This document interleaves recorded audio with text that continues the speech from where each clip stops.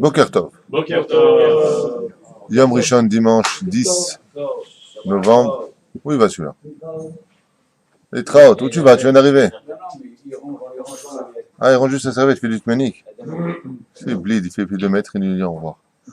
Bien, dimanche 10 novembre, Bezrat Hashem, Zahin, Be, qui se lève. On fera bientôt les l'chot de Hanouka.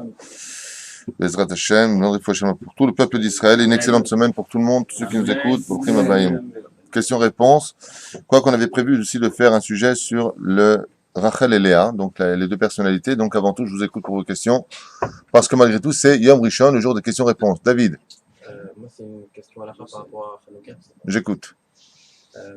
J'ai vu qu'une personne qui ne pourrait pas faire la bénédiction du premier jour de Hanouka, pour X raisons, il aurait le droit de regarder une Hanoukia d'une personne qui aurait mis à sa fenêtre et de faire la bracha. Et j'ai du mal à comprendre cette halakha parce qu'on ne la voit pas dans aucune autre de la Torah. Si une personne n'a pas le lulav, elle ne va pas faire de loin, regarder le lulav, elle va faire la bracha pareil pour une souka ou autre. C'est pas quelque chose qui serait possible. Alors j'aimerais comprendre le mécor de cette halakha.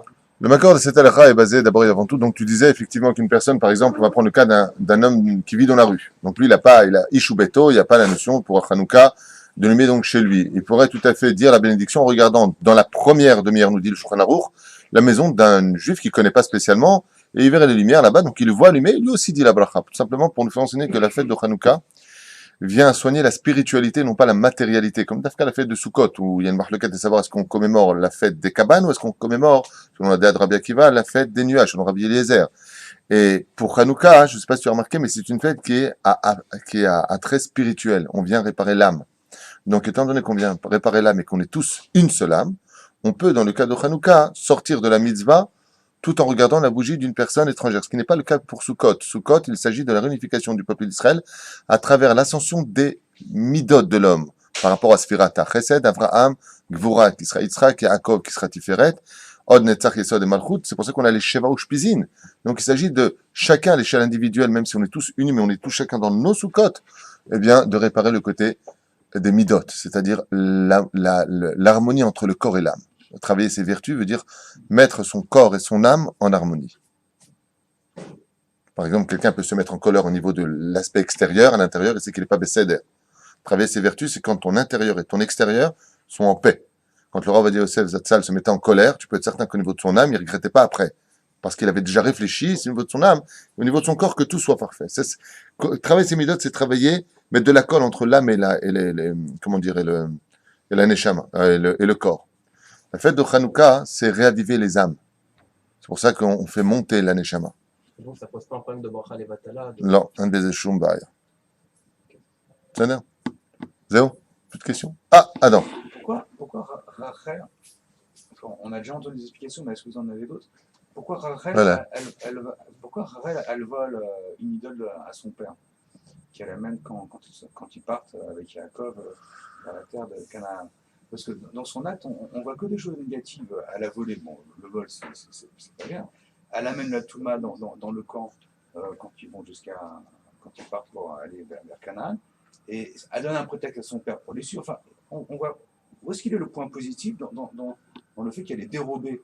Parce que on imagine mal, sous prétexte qu'elle a dérobé une statue à son père, que son père va arrêter de faire la voie de Lazara. On avait dit que tu racontes pas ta vie. Juste une question. Voilà, non mais Donc la question, c'est pourquoi, d'abord de dire qu'on voit que des points négatifs chez Rachel. Dans cet acte-là. Alors, donc on voit un acte qui pose une question. Tu n'as pas dit ça. Tu as dit, c'est bizarre, chez Rachel, dans la Torah, on voit que des actes négatifs. Elle fait ça, et elle fait ça, elle fait ça, elle fait ça. J'aimerais te donner un tanard dans les mains et que tu me montres ce que tu dis par écrit. Tu vois, déjà et avant tout. Jamais je me serais permis de dire ça. Et pourtant, c'est ce que tu as dit. J'ai ici, Baruch Hashem, des témoins. Vous êtes d'accord? Entièrement d'accord. T'es viré. Top. On revient à la question. Pourquoi Rachel vole-t-elle les téraphim? Rachel, Aléa Shalom, elle a le rôle protecteur. Rachel en hébreu, ce sera plus Rachel, l'impression de sortir du contexte de la Torah. Rachel, c'est la Shekhinah. Et la Shekhinah a pour but, dit le Zohar HaKadosh, de la Hatof, protéger. Rachel est une protectrice. Elle est la mère icarite, c'est-à-dire principale du peuple d'Israël. Tout ce qui met en danger ses enfants, Rachel intervient en conséquence. Quel était le rôle des téraphim? Nous en avons parlé la semaine dernière, nous en avons parlé l'an dernier et l'an d'avant. Les téraphim dont on parle, c'est une espèce d'alliage entre les shindalet, les démons, pris sur des corps humains que l'on rapetissait avec toutes sortes de produits comme le chometz, en d'autres termes, et ils pouvaient parler, ils pouvaient te donner carrément les numéros du loto, ils peuvent te donner l'avenir, comme le font les démons, les gens qui pratiquent la magie noire, quand tu vas les voir avec toutes sortes de tarots et de choses différentes, sont en lien avec des esprits qui sont négatifs. Et malheur à celui qui se mettra en rapport avec ces esprits, d'où l'interdit formel de la Torah. L'autre, il roule idéonim. Vous n'irez pas voir des gens qui ramènent les morts, des esprits, le Ouija, qui sont strictement interdites et qui, vous pouvez en être certain, auront des conséquences négatives pour la suite. Et le Zohar Kadosh ainsi que le Rabbi Chaim Vital écrit dans la Akdama du livre Etz Chaim, il dit que tout celui qui a affaire à ce genre de choses, eh bien, même dans sa tombe, sera poursuivi par ses esprits et ses démons. Pourquoi? Tu les as convoqués, tu les as provoqués, tu les as entendus, ils ont le droit de t'entendre, ils ont le droit de s'occuper de toi. Mida kenemegel midalo batla. Lavan était par excellence un sorcier, pas n'importe lequel. Il était le sorcier de tous les sorciers, puisqu'il va former son propre fils Naval, qui va former son propre fils, je nommé Bilam. Donc on voit quand même qu'il s'agit ici d'une série de sorciers qui avaient l'habitude de côtoyer le monde des démons. Alors pour éviter, et ce que je te dis c'est vraiment du pshat, qu'on se comprenne bien, mais pour éviter cette tréfa, ces téraphim, donc ces petites statuettes en d'autres termes qui avaient une forme physique, parce qu'il s'agissait de têtes d'humains réellement parlant, avec des shemot atuma, qu'il dévoile à Lavan son départ, eh bien, elle les lui a dérobés. Et pourquoi est-ce qu'elle les lui a dérobés? Elle a fait d'une pierre deux coups. La première chose qu'elle a fait, c'est qu'elle les a pris de son père pour protéger son père. On ne sait jamais, peut-être qu'il fera Teshuvah comme Terach a fait Teshuvah à 205 ans, juste avant de mourir, alors qu'il décédait à 205 ans sur la route, en sortant d'Ochazim, il est mort dans la Teshuvah. C'est pour ça qu'il se réincarnera, selon la Gemara, en Yov, selon le Déa, Yov, c'est Terach, oui. Et de l'autre côté, elle a voulu surtout protéger les enfants d'Israël, sachant que son père avait des moyens très très très dangereux par le monde de la Sitra Ahara, le monde du mal, eh bien afin que les renseignements généraux qui étaient ses téraphim ne lui donnent pas cette information. Donc oui, elle les lui a dérobé, mais dans l'intérêt de protéger ses enfants d'Israël. Et Ma'adavar Domé, je voudrais vous poser une question. Une femme voit un homme qui a un bâton pour frapper son fils. Qu'est-ce qu'elle fait? Elle va lui prendre le bâton, c'est pas du vol, elle veut protéger son fils. On appelle ça dans le langage du Shulchan Aruch à propos de Shabbat, Tikre Shadolo Nichale. Que tu aies tétraphim, à la limite, je m'en fiche. Mais que ça vienne pour porter dégâts à ma progéniture, ça, oui, j'en ai à faire. Donc voilà. Pourquoi elle n'était pas plutôt que de le garder avec elle? Parce qu'elle n'avait rien à en faire, elle. Mais parce qu'elle n'a pas eu le temps. C'est marqué qu'il est parti le voir alors 10 ans. Tout de suite, on part. Mais le Chou Bechipazon, c'est exactement comme sortie de Pessah. Mais par contre, elle les a placés dans un endroit qui était matime pour eux. C'est-à-dire que, quelle est la plus grande impureté qu'on puisse trouver sur Terre? Il y a 7 paires d'impuretés. Avi Avotatuma, il y en a 7. La plus grave de toutes, c'est laquelle? C'est la Nida. Un Nida et Chamura Mikol, même plus qu'un mort. Un truc de fou. Pour un mort, plus un mec qu'un mort. Et pourtant, on sait qu'un Kohen, il peut rentrer dans sa maison si sa femme elle est Nida, mais un mort, il peut pas rentrer. Il y a une spiritualité dans la Nida qui est beaucoup plus grave que toutes les impuretés de ce monde. Elle les a placées sous elle, alors qu'elle était Nida. C'est quand même extraordinaire que Lavan, J'ai vu ta main. qui est un grand sorcier, puisse respecter la Nida. Ben, disons Il que s'est Lavan, éloigné, qui est un grand sorcier, il respecte pas la Nida, la Non, preuve en il est. s'est éloigné, il en a très peur. C'est marrant. Parce que, justement, même les plus grands démons de ce monde s'éloignent des démons de la Nida. La Nida, et si les gens étaient conscients de la gravité de toucher une femme qui est Nida, tu peux être certain, si simplement ils étaient au courant, réellement parlant, de ce qui se passerait, tu peux être certain qu'ils seraient minutieux dans ce domaine et dans tous les autres domaines. À tel point que le Zohar nous dit que de même regarder sa propre femme quand elle est Nida, ça peut influencer des choses négatives. Tu la touches pas, tu ne donnes pas un verre de main à main. Rien que la regarder à ce moment-là, de se concentrer par exemple sur elle, alors bien entendu, ne joue pas le pestiféré, tu vois, la femme elle est Nida, le mec, oui, qu'est-ce que tu veux chérie, hein, va te faire soigner, parle pas de ça. Ava ne la regarde pas comme tu l'aurais regardé par exemple si elle ne l'était pas. Pourquoi? Le Zohar nous dit que ce qu'elle dégage à ce moment-là d'elle, c'est un tikkun qui est très grave, et c'est un tikkun qui est accusateur, et bien reflète sur la personne. D'où l'importance pour les grandes tzadikim, ceux qui ont atteint des très hautes sphères célestes, toujours de se couvrir, de ne pas regarder. À cause de cela. Abraham, On sait que Yaakov, il a intègre. Hein? On sait que Yaakov, il a intègre, il n'a jamais volé de personne. Pourtant, il y a un passage qui dit Yaakov vola le cœur de Lavan. Donc, on a le droit de tromper un voleur. Alors, ta question, c'est, on sait que Yaakov, il est Ishtam Yoshev Walim, et un homme de vérité chez Nehemar, Vatiten Emet et Yaakov. Et pourtant, le texte de la Torah nous dit qu'il a volé le cœur de Lavan. C'est ça ta question? Très bien, il faut comprendre le texte de la Torah quand il dit qu'il a volé le cœur de Lavan. Bamed Varim Amorim. Le Midrash explique ce verset que tu viens de dire, et il dit que depuis les 7 ans, les 6 ans exactement où il a demandé à travailler chez lui, tous les jours, étant donné qu'il venait 10 fois, 12 fois par jour Lavan, changer le contrat. T'imagines un mec qui débarque 12 fois par jour. Non, je suis plus d'accord avec le contrat qu'on a fait tout à l'heure. Je veux ce nouveau contrat. Je veux ce nouveau contrat. Qu'est-ce qu'a fait Yaakov? Il comptait remplir dans sa tête les 6 ans, mais avec le menteur et le tricheur. Tu peux être 2 fois plus menteur et 2 fois plus tricheur. Qu'est-ce qu'il a fait? Il lui disait, de toute façon, je vais partir tout à l'heure. De toute façon, je vais partir tout à l'heure. C'est en cela que le texte vient nous dire qu'il lui a volé son cœur. Ma'akavana. Quand tu viens et que tu dis à une personne, de toute façon, je vais te quitter. Et que les années passent. De toute façon, je vais te quitter. Exactement. Tu viens de donner la réponse, monsieur Asher Cohen Ayakar. Il n'y croit plus. C'est en cela qu'il lui a volé son cœur. Ma'akavana. Il lui répétait tellement toute la journée, de toute façon, je pars tout à l'heure. Je vais partir, je vais partir, je vais partir. Blinéder, blinéder, blinéder, bien sûr. Ken? Que Lavan n'y croyait plus.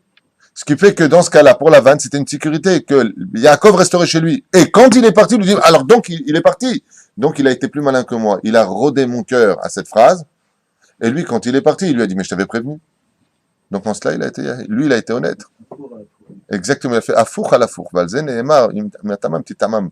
Avec la personne qui est comme ça, 2 fois plus comme ça. Comme il lui a répondu, il lui a dit, qu'est-ce que tu peux me reprocher? C'est toi qui venais tous les jours à Seret Monim. Tu m'as changé 1000 fois mon contrat de travail en 6 ans. Tu te rends compte de quoi est-ce qu'on parle? Bien. Plus de questions? Ah, Adam. C'est une question de mon fils. Une question de ton fils. Je rappelle qu'il a 4 ans. Il Que Dieu le ne comprend pas bénisse. pourquoi Hachem a donné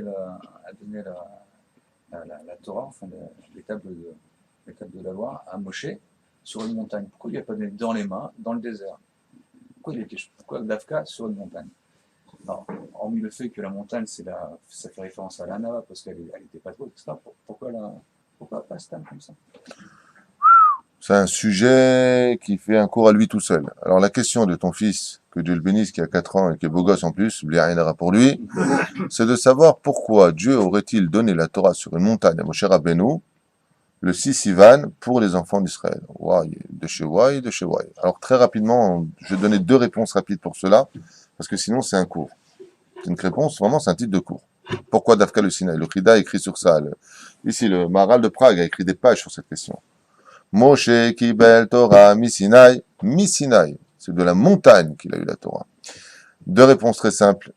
La première, c'est que cette montagne du Sinaï, il faut comprendre sa provenance. On sait que c'est le Spitz, c'est-à-dire qu'il s'agit ici de la moitié de la montagne de Jérusalem, puisque une montagne a une pisga et que Jérusalem est une ville large, oui, avec 7 collines.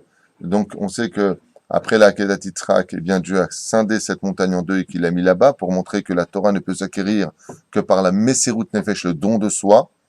Donc, cette montagne, ce n'est pas n'importe laquelle. Dieu a un message à donner, c'est-à-dire qu'il a entendu que la sanctification de la Akedat Yitzhak sur cette montagne pour scinder cette montagne. Alors, je vais me dire, dans ce cas-là, comment c'est possible? Lui, il est rentré dans la montagne. Non, il y avait une crevasse dans cette montagne et Abraham Avinu et son fils sont venus à l'endroit du Misbéach.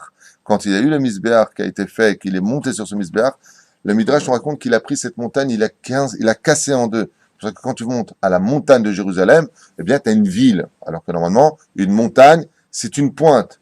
Si tu regardes la circonférence du Sinaï et que tu regardes la circonférence de Jérusalem, tu pourrais exactement les emboîter l'un dans l'autre et tu récupères la montagne entière originelle de la création du monde. De là, Kadosh Baruch Hu n'a pas voulu donner la montagne si ce n'est que dans la Messirut Nefesh du don de soi, car la Torah en elle-même peut être acquise par un ordinateur qui n'a pas forcément pour cela besoin de se lever le matin, prier ou faire Shabbat ou être Shomer Nida ou manger kasher.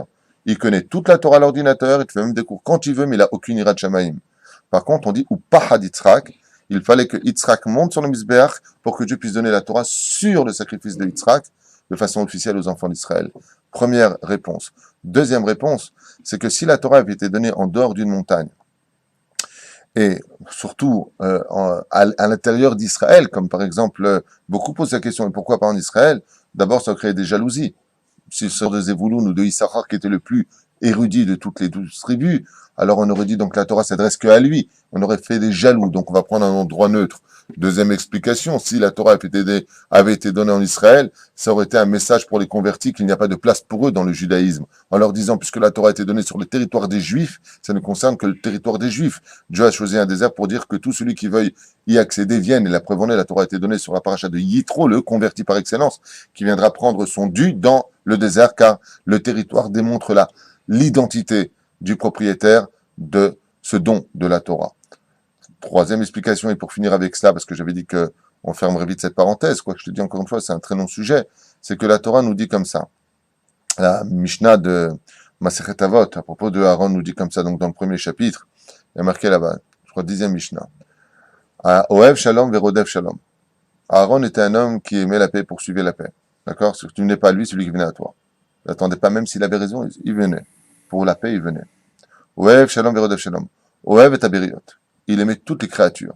Korvan la Torah. Et il est rapproché de la Torah. Si la Torah avait été donnée vers le bas, c'est-à-dire, imaginons que Moshe serait descendu pour aller chercher la Torah, ça voudrait dire qu'on aurait créé une Torah de réformiste. C'est-à-dire que moi, je suis à ce niveau-là, tu me donnes la Torah, on fait comme Moshe Rabbeinu. On descend. Ça veut dire quoi? Moi, ça me convient pas la Nida. Non. Ben non, ça, je veux pas. Donc, je descends vers le bas, Haz Shalom. Si la Torah avait été donnée sur le désert lui-même, ça veut dire que j'aurais adapté une Torah qui aurait été face à moi-même. Le fait qu'il faut la donner sur des hauteurs, donc c'est quoi une hauteur dans ce monde? Ben, c'est une montagne. Korvan, la Torah veut dire que la Torah, tu ne dois pas la faire descendre de là où elle a été donnée. Si tu veux l'acquérir, c'est à toi de monter vers elle. De là, tu apprendras que tous les jours, quand tu viens étudier la Torah, tu dois accéder à monter et non pas à stagner ou encore pire, à descendre. Donc, on a besoin de monter vers la Torah. Korvan, la Torah. Les réformistes, justement, ont traduit l'histoire de la montagne comme étant quelque chose d'égal à eux-mêmes. Je choisis ce qui me convient. Tandis que dans la Torah, on dit, mais Korvan, il faut les approcher vers la Torah. Mais les approcher comment? En les ramenant du bas vers le haut. C'est-à-dire, ne pense pas à ta façon d'être, n'imagine pas ta façon d'être. Pensant que tu es dans un supermarché des mitzvot, tu dois tout prendre dans ton caddie, tu as intérêt à tout prendre, car nous sommes tous responsables les uns des autres, et c'est le but par excellence de la création du monde. Et pour finir quand même ce volet-là, aussi important soit-il, c'est celle du Chida Akadosh, qui dit que il y a 2 témoins ou 3 témoins pour pouvoir faire lever une chose, comme on le sait tous, et la Torah a été donnée par 3 éléments. Moshe Rabbeinu, l'homme le plus humble de tous les hommes humbles de la terre, le désert qui est la seule terre qui ne pourra jamais s'enorgueillir, et le Sinaï qui fit la plus petite montagne de la création du monde. Pour t'enseigner que dans ce monde seul, celui qui sait se rendre vide de lui-même pourra s'en remplir de l'intelligence de la Torah. Donc on avait besoin de ces 3 éléments. Pourquoi? Parce que la montagne, aussi petite soit-elle, il fallait la gravir. Et elle a été choisie parce qu'elle était humble. Tu comprends? Donc, on a expliqué plusieurs dimensions à cette question. Plus de questions? Moi, Ah, moi, j'ai une Henri. question, mais, Aaron. vous avez dit cette semaine que dans le mot Anochi, il y avait 4 lettres. Aleph, Nun, Chaf et Yud. Oui, Bon, vous avez dit qu'il y avait Arié, oui, l'aigle, oui. Nécher. Jacob ou Israël, mais le Chaf, comme j'explique aux gens, taureau, C'est en araméen. c'est en araméen. Mhm. Ça s'est dit comment? Karouv. Caro. Ah, merci. C'est tout? D'accord, salut. C'est tout. J'ai une autre question alors par rapport à Hanouka, mais je crois que vous allez faire après un cours là-dessus. On fera un cours sur Hanouka. Bezrat Hashem. Top, sans plus tarder, alors on rentre un petit peu dans le... On avait dit qu'on en parlerait, on n'a pas eu le temps de faire 2 cours la semaine dernière sur la paracha de Vaïtse et Yaakov. Je voudrais parler un petit peu des personnalités de Rachel et de Léa. Bezrat Hashem, cet épisode. Donc, la majeure partie des choses que nous allons délivrer ici sont basées sur le Hari Akadosh, sur lequel il est marqué comme ça. On sait que la femme est la moitié de l'homme. La femme en elle-même est divisée en 2. Ça veut dire que l'homme est complet que quand il est marié, mais une femme, il faut savoir qu'elle-même, elle est divisée en 2 dimensions. C'est-à-dire que quand tu es marié avec une femme, vous êtes combien? Bonne réponse. Non, vous auriez répondu 2, vous n'aurez rien compris. Quand on est marié avec une femme, on est marié avec deux dimensions différentes. Il y a deux dimensions chez la femme. Comme ça l'enseigne le Hari Akadosh. ולכן היא רק חצי מקומת האיש, דהי נחלקת לחצי אחד מבחינת פרצוף. En d'autres termes, c'est pour ça qu'elle est la moitié de l'homme qui elle-même va se diviser en deux autres moitiés. מבחינת Léa, Chava, Rishona. Et donc ici, il nous explique, c'est pour ça que dans l'histoire de la Torah, vous y verrez, dans le livre de Bereshit, que deux fois le nom de Chava. Le livre de Bereshit, le mot Ève est marqué que deux fois. Pourquoi? Car Léa, Chava, Rishona, car Léa n'était autre que la première Ève de l'histoire, chez Haïta et Adam Rishon. D'accord? Alors j'ai une question à vous poser. Ève, elle a été prise d'où? Adam, je sais qu'elle a été prise de chez Adam. Je demande un endroit géographique du corps. Les côtes. Alors vous dites qu'elle a été prise de la côte. D'accord? Gauche. Et toi tu dis? Gauche. De l'épaule. Ça c'est nouveau. Tu peux écrire un nouveau donc, commentaire. De l'épaule. L'avant-dernière côté gauche. Derrière donc de? Non, pas du dos, non. Vous savez pas? Il y a une marloquette, à savoir d'où a été pris Chava dans la Gemara. Il y en a qui disent qu'elle a été prise de la côte, c'est connu. Bien entendu qu'on n'imagine pas une fraction de seconde une caméra en train de prendre la côte d'un homme. Hein. C'est du pchat. Enfin, c'est des allusions, tout ça, oui. Il y en a qui disent qu'elle a été prise de la queue d'Adam Arishon, car Adam Arishon avait une queue à la création du monde. Une queue, une zanave. Mamash, une zanave. Ouais. Tu savais pas? Vraiment, je savais pas. Nachon. On parle de choses spirituelles, bien entendu, qu'on se comprenne bien. On parle de choses qui sont uniquement spirituelles. Donc, Adam, la Gemara nous dit comme ça, Shinil Kacha Mina Etzem, Mina Tsamai, et il y en a qui disent qu'elle a été prise de la queue d'Adam Rishon. C'est-à-dire que quand on dit qu'elle était au dos d'Adam Rishon, elle était au dos d'Adam Rishon reliée non pas dos à dos. C'est-à-dire que la peau d'Adam Rishon en image aurait été collée à Ève. Non. Elle aurait été collée par un espèce de pont qui était la queue d'Adam Arishon qui était relié à Chava. C'est par ce biais-là, comme un cordon ombilical qui partait du dos au dos. C'est comme ça que c'est expliqué. Maïnaf Kamina, qui a raison? La côte ou la queue? Comment? Explique-moi. Comment les Chachamim ils peuvent nous dire non, c'est une côte, non, c'est une queue? Ben, il y en a 14, il y en a qui a raison. C'est qu'ils disent tous la vérité. Alors comment? Donc comment? C'est la question que je pose. Demande-leur. Ils sont reliés, bien sûr. La queue, elle faisait comme ça, et la côte, elle faisait, c'était une côte queue, quoi. C'était une côte de queue. Ouais. Bien sûr. Ils étaient sans doute attachés donc par la queue, donc il a fallu la détacher. Donc, Non, on parle pas d'une souris verte, là, qui sera par la queue. Bon, on va donner des vraies réponses. Mais lui est en train de me faire une souris verte, là, par la queue. Parce qu'il raconte. Hein? Deux connexions. Une connexion physique, réellement, et une autre connexion. Shaïta le Adam Arishon v'chatzi hasheni b'chinat zanav. Et donc Rachel, elle vient de la côte. Tout simplement. Ushner chatzaim elu hen sod yachat. Shelel aseder. C'est pour cela d'ailleurs qu'un des sods, vous savez, quand on vient au seder de Pessah, on casse la matzah en deux. Pourquoi on casse la matzah en deux? Pour rappeler le côté féminin de l'histoire. C'est-à-dire que dans une femme, il y a deux parties en elle. Rachel et Léa. J'aurais été avec le mot Rachel parce que ça me fatigue. Elu hem sod yachat shelel aseder. Velachen haot he. מורכבת בשני חלקים, רמז למלכות שיש שני חצאים, וכן רואים שאף על פי שהמלכות שייכת למספר 10, האות ה' היא חצי. Et c'est pour ça qu'on fait, dans ce que nous allons couper, dans ce que nous formons, il faut avoir deux hé, c'est la lettre hé. On sait que la femme, les femmes d'Israël, Rachel et Léa, formaient la malchut. Et la malchut, c'est la 10e sphira. On est bien d'accord? Donc normalement, la femme, elle aurait dû être attachée à quel chiffre? Yud, ce qui fait combien? 10. Mais comme la femme est tout le temps divisée en deux, 5. ça fait 5 et 5. On est bien d'accord. C'est pour ça qu'on coupe la matzah qui était complète en deux, qui fait allusion à Rachel et Léa. Donc en réalité, Rachel et Léa, c'est possible de les diviser? Non. C'est impossible. Car en réalité, Rachel et Léa ne font qu'une seule personne. Seulement, elles se sont concrétisées dans deux corps différents. C'est deux fois Ève. D'accord? Mais sa melet est un malchut. Vekan shuv ro'im shishne chatzaim nikraim echad gadol vechad katan. Et c'est pour ça que il y a marqué à propos de Rachel et de Léa, à propos de la matzah qu'on coupe en deux, il y a marqué là-bas qu'on fait un gros morceau, un petit morceau. Donc le grand morceau correspond à qui? Léa. Et le petit morceau? Rachel. Rachel aketana. Léa agedola. D'accord? Si c'est. Shamati. Ça ne dérange pas si c'est avant ou après leur mariage. pourquoi il avait la kavana de vouloir en fait tout casser, en sachant que c'est et. Donc le et qui soit dans Yud Kevavke, que ce soit le premier et le deuxième et, concrètement, c'est la même apparence. C'est la même. C'est quoi la question? C'est-à-dire que Lavan, il a fait en sorte de marier Léa avant Rachel, parce que justement, il voulait casser de façon mystique, des plans Là, tu fais d'accompagnement. allusion, Ben Ish. On a fait un shiur sur ça, sur Pessar de l'an dernier. On a expliqué que Rachel et Léa, Il a voulu. lui, il vient le Shem Havaya, pendant Pessar, c'est Yud Kevavke.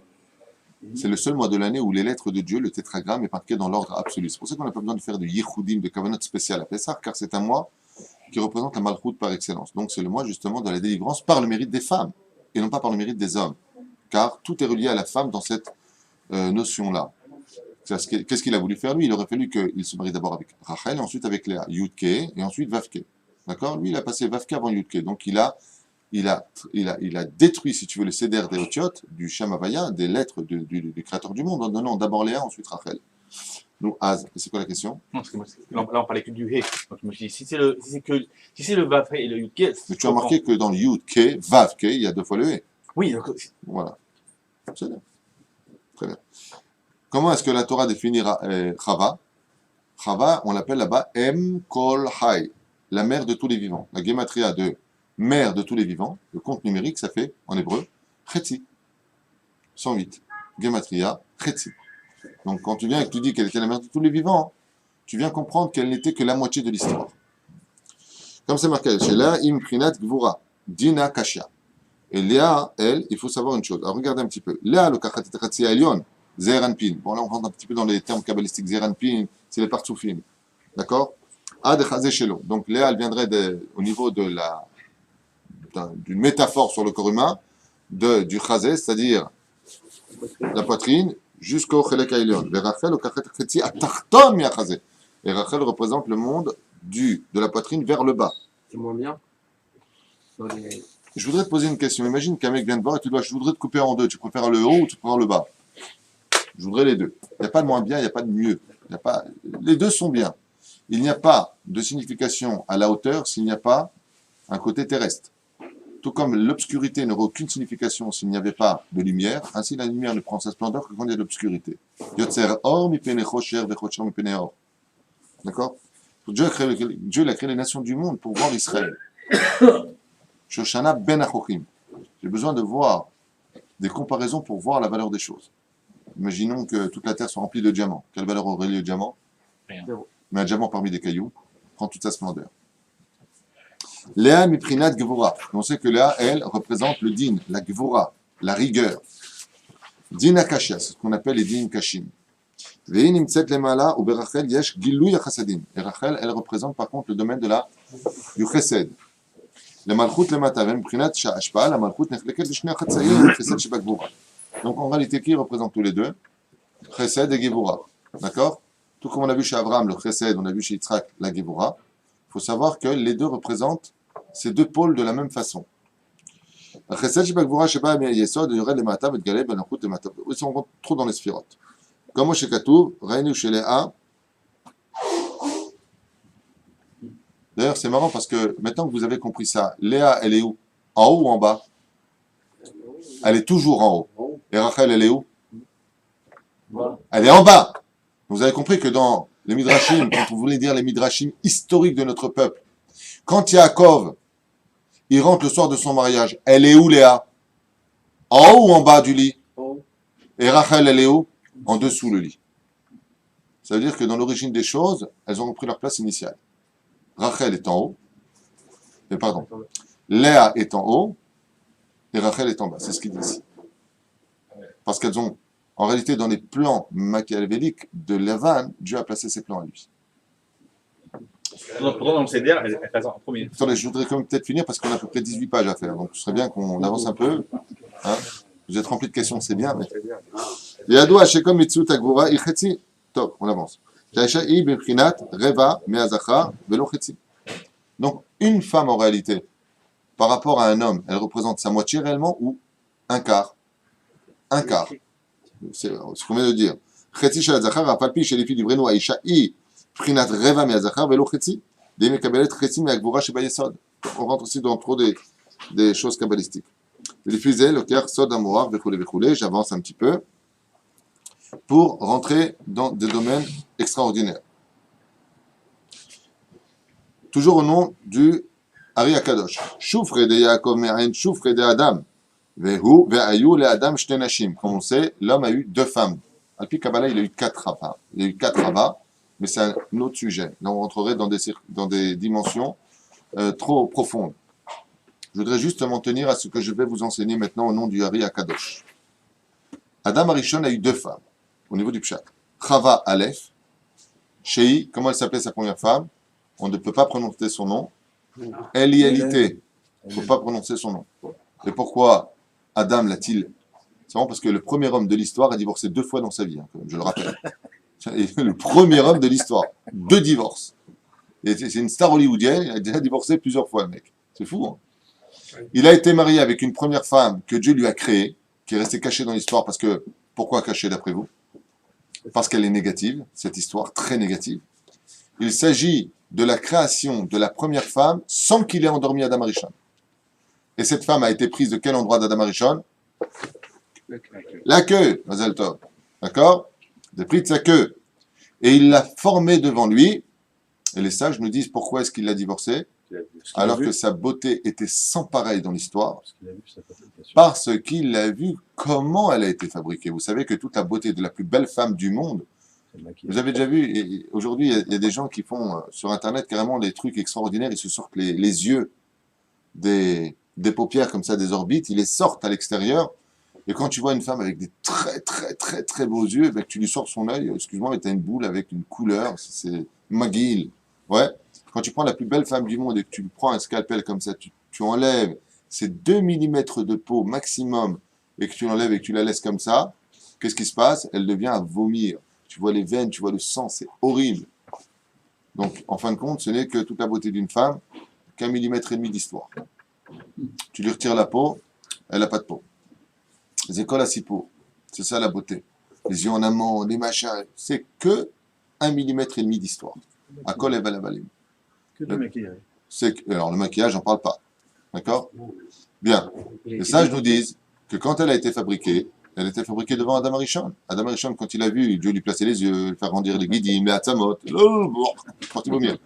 La deuxième fois, il va l'endormir. Pourquoi il l'endort? Pourquoi il a besoin de l'endormir? Ah, le chirurgien de l'histoire, pour pas qu'il la voie, il l'a amenée complète. Donc la première femme, il l'a renvoyée, et cette première femme, c'est devenu, son nom d'origine, c'était Elialité. Et étant donné qu'elle a été créée pour être la reine du monde, elle sera la reine d'un autre monde qu'on appelle le monde des Shindalet. Et elle deviendra la mère de tous les Shindanet, et elle ne pourra progresser dans ce monde et enfanter dans ce monde que quand nous, les maris légitimes de la création du monde, donc le peuple juif, feront Zera Levatala. D'où viennent les démons dans ce monde? D'où viennent les malheurs de ce monde? De Zera Levatala. Quand on jette notre semence en vain, elle a le droit de venir récupérer les déchets du peuple juif, tombe enceinte et met au monde des démons qui pourront prendre, en d'autres termes, possession de nos ennemis et nous faire du mal. Alpi Kabbalah. Ça veut dire, en d'autres termes, quand on est attaqué par nos ennemis, ce n'est rien d'autre que la concrétisation de notre Zera Levatala qu'on a jeté en vain, qui vient devant nous nous punir. Mais Ce sont pourquoi, ses enfants à elle. pourquoi elle était Je ne veux pas répondre à la question, je voudrais continuer mon sujet. וחווה השנייה שעליה נאמר זאת הפעם אצא מעצמיי. זאת הפעם. Pourquoi il est marqué dans la Torah זאת הפעם, cette fois-là? Tu ne peux pas dire cette fois-là s'il n'y a pas eu une fois avant. À propos de la création de Ève, celle qui est marquée dans le pshat de la Torah, on y dit zot apam, de dire que celle-là, ce ne sera pas l'autre. Etzem yatzamai. Et donc celle-là a été prise de? Non, de la côte. Gam Yaakov ayulu le'a berachel. ולכן אמרו אבותינו לברכה, והנה לאה רכות שהייתה עתידה ליפול בגורלו של עשיו. Et c'est pour ça qu'elle pleurait. Léa, qui en réalité n'est autre qu'une nitzot de qui d'après vous maintenant? Qui est Léa? Ève, la première ou la deuxième? de la première. De la première Ève. Donc qui est Léa? Eli, Lili. On va l'appeler Lili, pour pas dire avec le taf à la fin, chas v'shalom. On va l'appeler Lili, on peut le dire. D'accord? Et donc, en fin de compte, si elle a divorcé d'Adam Arishon, elle, Lili, elle s'est bien mariée avec quelqu'un, elle là-haut. Avec quel c'est moi d'après vous? le diable. Avec le Nahash. Non, le diable, ça fait trop Ouais. théologien chrétien. Le diable, le diable. Non, non. Elle s'est mariée avec le Satan. D'accord? Donc, qui est la femme légitime de Léa sur terre? Esav. Esav, qui n'est autre que le Satan, comme on l'avait expliqué. Donc, c'est sa femme légitime. C'est pour ça que Esav veut sa femme. Eh, Léa, c'est ma femme. Dans l'origine des choses, Bémet, c'est son zévoug. Et c'est ce qu'il dit. La Teda, l'Ipol, Bégoralo chez Esav. Elle savait que son mari d'origine, c'était Esav. Kihu, sa mère même. On voit que d'ailleurs, sa mère même, bon, c'est un sujet pour lui-même, mais il y a les lettres de Dieu dans sa mère même. Sama, plus loin, elle. Sa roche, elle est sable. Baala de Lili. L'origine. Valiedeze, Dimaotea, Nitrena venitna le Yaakov. C'est par le mérite de ses larmes à elle qu'elle a eu le mérite de quitter ce Goral-là et de revenir vers son mari d'origine. Maintenant, j'ai une question à vous poser. En réalité, Léa, si on sait que c'était Lili, et que Lili, c'était la première femme d'Adam Arishon, à l'origine, c'est qui le vrai zivoug de Léa? L'élève Brira, parce qu'elle a été renvoyée par Adam Arishon, parce qu'il a été dégoûté d'elle, elle s'est mariée avec Esav. Mais son mari dans la création du monde depuis Maaseh Bereshit, c'était qui son vrai mari? Adam Arishon, qui est aujourd'hui Yaakov. Donc Léa supplie Hachem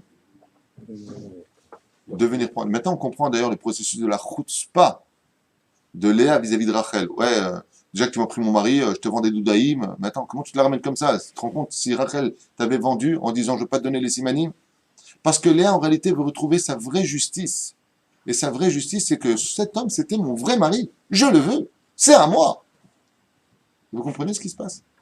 En réalité, c'est loin d'être comme le pshat de la Torah nous le présente. C'est qu'il y a un combat spirituel antique. Et de là, vous comprendrez qu'on ne pourra jamais comprendre notre existence parce qu'on n'a pas les clés de tout le passé.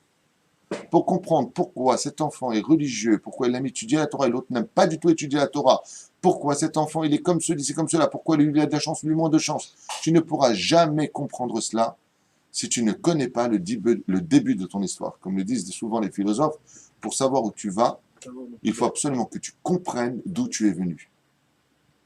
Pour comprendre notre lendemain, il faut comprendre qu'est-ce qu'on est venu faire sur Terre. En d'autres termes, qu'est-ce qu'on est venu réparer. Tout se trouve dans le passé.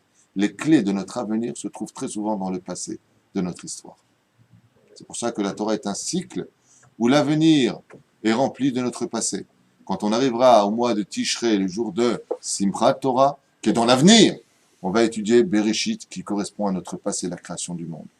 Car notre passé ne peut être compris que dans l'avenir, et notre avenir n'existe que quand on aura compris notre passé. Ruim Shelea Mitzad Atzmaï Gilgula Shel Lili. Et là, il le dit ouvertement, le Hari Akadosh. Ishto Shel Asamechmem. De Hashpa'a Be'olamot Yored Lachitzonim. Et c'est pour ça qu'elle n'a pas de problème, elle, de sortir. Quelle chutzpah, elle a de dire à Yaakov, Yaakov, chérie, viens, il faut que je te parle. Qu'est-ce qu'il y a? Ce soir, je t'ai acheté, tu viens avec moi. It's gonna find. Comme ça, elle parle une femme d'Israël. Comme ça, elle parle une femme d'Israël. C'est pour ça que dans les entrailles de Léa se trouve une situation de gvoura et de qui plus est de quoi? De révolte. Et quand elle va tomber enceinte de la féminité dans ce monde qui n'est autre que Dina, on comprendra pourquoi Dina, à l'âge de 8 ans, voudra sortir voir les cultures du monde. Comme le disait tout à l'heure Moshe Ben Gozi à Yakar, il disait qu'est-ce qu'ils fêtent là-bas aux États-Unis? Halloween. Halloween. Une fille, elle fait Halloween par Minnan, parce qu'on fête la fête d'Halloween, Avodah Zarah. Vous savez ce que Halloween, c'est la fête du Satan? Mais les religieux, ils voient le mal partout, andouille. Andouille, qu'est-ce que tu racontes? Qu'est-ce que tu comprends à l'histoire? On s'éclate, on danse, on boit. Mazage, tu y allé. Hein? J'ai pas compris. le fait. Non. J'ai jamais entendu. Toi, Bien sûr, partout. il n'y a pas que des juifs en Israël. Non, mais. Casse-croûte.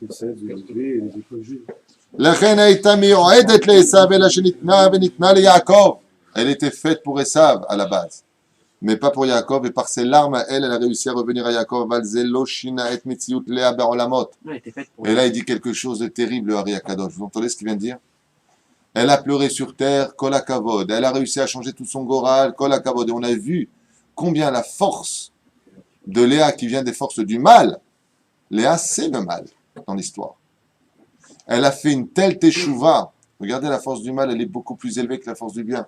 Elle était prédestinée à épouser Esav. Et par ses larmes, elle a épousé Yaakov avant sa propre sœur qui était sa destinée, puisque Rachel est la deuxième Ève. Elle l'a épousé avant lui. Elle a été enterrée près de lui. Elle a eu le plus d'enfants, soit 6 enfants plus Léa, 7 enfants. Elle a eu l'aîné des 12 tribus. Elle a eu bien entendu Lévi. Elle a eu Cohen qui vient des Lévi. Elle a eu Yehuda qui viendra donner la royauté et le roi David, et y compris bien entendu le Mashiach ben David. Mais elle aura aussi le Mashiach ben Yosef par l'intermédiaire de Dina qui donnera Osnat, qui se mariant avec Yosef donnera le Mashiach ben Yosef.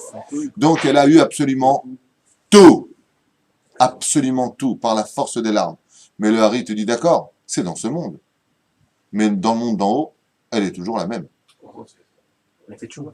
Ah, Le Seder, regardez ce qu'il dit. Aval zelo shina mitziut Léa baolamot. Elle n'a pas changé parce qu'elle a un rôle à jouer, spirituellement.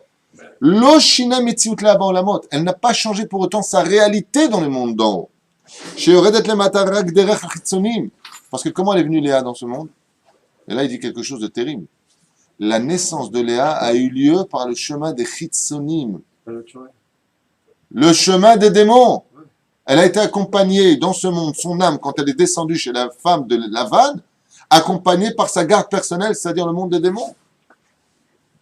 Vous avez compris pourquoi le Betsudat David, dans le livre de Yoshua ben Nun, dit que les séparadim viennent de Léa, on vient de Yehuda, et que les Ashkenazim viennent de Binyamin, qui vient de Rachel. On le voit dans la conduite. Chez qui on voit le plus de chutzpah, chez les Ashkenazim ou les Sfaradim? Sfaradim. C'est connu. On voit l'éducation Sfarad et l'éducation Ashkenaz, Rachel. Elle n'a pas la chutzpah, le culot qu'ont les Sfaradim. On est très spécial. D'ailleurs, on dit souvent que pour un Sfarad, un Ashkenaz, on appelle ça un iceberg. Ils s'appellent tous iceberg. Pourquoi? C'est un dambal. D'une fois, je suis rentré d'ailleurs à Yerushalayim, à côté de Montefiore. Vous savez, donc, ce qui tourne le moulin de Montefiore. Il y a un quartier là-bas, rempli d'Ashkenazim. Exactement. C'est un quartier, il n'y a que des Américains. Faut pas taper à la porte. Hein. Qui c'est? Qu'est-ce que vous voulez? C'est quoi? Elle met le pied, la chaînette. Chez nous, c'est qu'est-ce que tu veux? C'est pas la même chose. Hein? Les Tunisiens, nous, on vient d'un monde inconnu. Nous, on n'est pas répertoriés. Nous, on est avec le doigt levé, les Tunisiens. On a beaucoup de qualités, beaucoup de défauts chez les Tunisiens, mais il y a une chose qui est incomparable chez nous, c'est notre cœur, en général. Donc, on a un très grand cœur. Non, mais c'est vrai, les Tunisiens, on a un très grand cœur. On aime nos femmes, on aime les autres, on aime tout le monde. On a un très grand cœur, hein? Ouais. Tov. Vezesod qui s'est noué à Léa. Et c'est pour cela que Yaakov n'aimait pas Léa. Pourquoi il ne l'aimait pas? Parce qu'il connaissait le shoresh de Léa. Et Yaakov, c'est Adam Arishon. Il dit quoi? Oda pamad ba'alai. Ki kefi ma shechashavhu. Aya shetinaten le'esav. Et pourquoi Yaakov ne voulait pas de Léa à la base? Parce qu'il lui disait, mais pourquoi il m'a trompé Lavan? Pourquoi j'ai été trompé? Toi, tu avais déjà un zivouk. Ton mari, c'est Esav. Et moi, j'ai fui la maison de mon père parce qu'il m'en veut à cause de la Bechira. Et maintenant, je lui prends sa femme. Ah ben, dis donc. C'est un cauchemar pour Yaakov, le pauvre. Il a dit, maintenant que je suis parti de là-bas, il y a marqué, quand il a quitté Beersheba pour aller à Haran, il a reçu une missive de sa mère lui disant, bon, ton frère, il s'est calmé maintenant. Maintenant, il cherche sa femme, Esav. Il cherche qui? Léa. Il se lève le matin et il voit Léa. Ah! Lama. Lama. Je lui ai tout pris, le mec. Dogmat Hava Ahat de Lili. Hayav Takalata de Samael. Sarosh al Esav. Parce qu'elle était la femme de Samechmem. Et là, j'ai allé filotea bedimotea le kahal Yaakov. Et par son mérite, elle, d'une teshuva absolue. Absolue. Elle est devenue la femme de Yaakov. Mila, chez Esav Mesamel. Il dit ici, Ayesod de Klipa v'nika tachitzonim chetzi ha'elyon iderech Ayesod de Klipa de Esav. Et comme il dit, il rapporte ici des choses, à Pi Kabbalah, très très profondes. Kiminyan Met, il dit ici des choses. Le Lavan et Shte Banot, Gdolot. Et c'est pour ça qu'il dit ici que quand Lavan, il a eu ses deux filles, comment il y a marqué, à propos de la naissance des deux filles? Shte Banot, Shem Agedola, Léa. Quand il vient définir le nom de Léa, regardez bien les mots qui sont employés, regardez avec moi les sophitivot de la phrase de la Torah qui parle de la naissance de Léa, enfin de la naissance, de la venue de Léa. Ou les Lavan, Shte, Ah, ok. Banot. Banot, la dernière lettre. Taf. Shem, Même. Mem. Hagedola, He. Donc on a Yud, Taf, Mem, He. Shete, Yud. Banot, Taf, Shem, Mem, Gedola, He. Ça fait quel mot? T'as vu? Ah non. Avec un lève, t'as mis. Yud, Mem, Taf, He. Mita. Il a engendré la mort. Léa, dans les Sophitivot, quand Lavan voit sa naissance, il dit, et j'ai eu 2 enfants, donc une qui va apporter la mort. Et effectivement, si vous regardez bien, les enfants qui fautent dans l'histoire de la descendance sont ceux de Rachel ou ceux de Léa?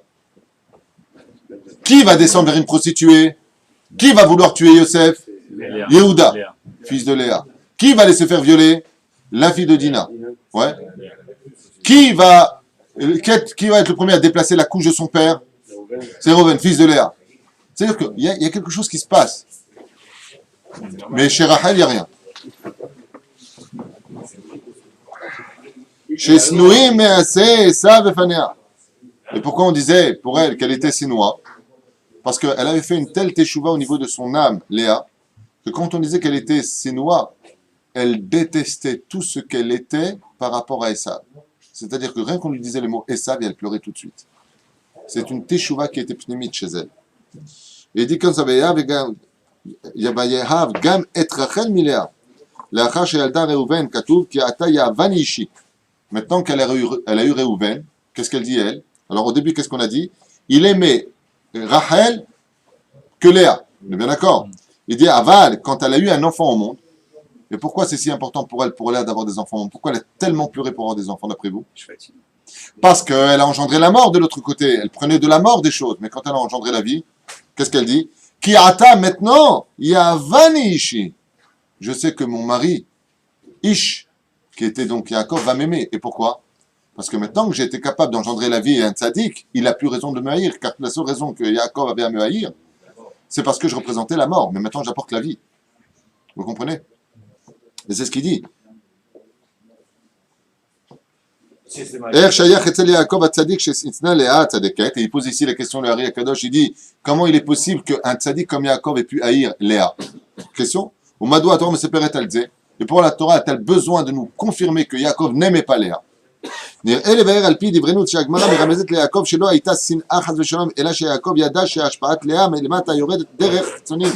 il dit ici, c'est qu'en réalité, Yaakov ne détestait pas du tout Léa. Mais il détestait le chemin par lequel elle était engendrée, c'est-à-dire celui des Chitzonim, celui qui vient de la Sitra Hara. Il